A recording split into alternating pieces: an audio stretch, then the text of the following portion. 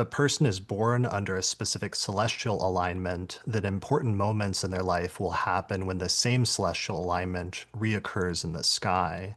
And that kind of covers like a very broad category of this technique and some of the like subsets of it, I think, that we've been working on over the past few years. And one of the things you said that's important about this is really different than how we're used to thinking about transits and how transits are usually defined.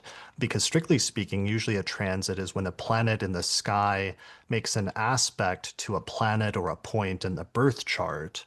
But in this instance, we're talking about an alignment in the birth chart being repeated in the sky.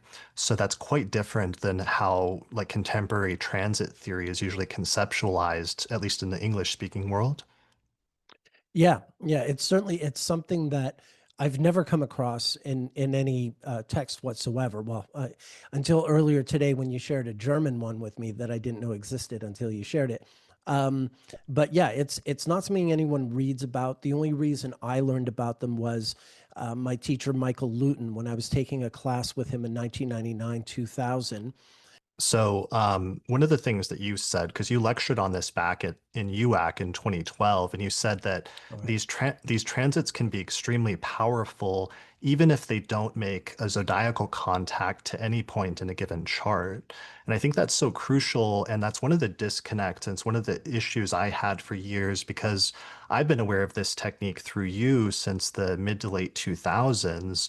But my understanding and grounding in transit theory, it's always been very strong that it's like for a transit to be relevant, for something in the sky in the present to be relevant to an individual, it has to be aspecting something in their birth chart. And if it's not, then it's not going to be personally relevant.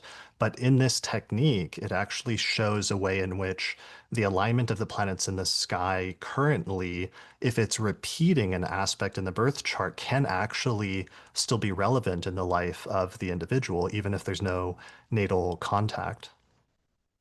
Yep.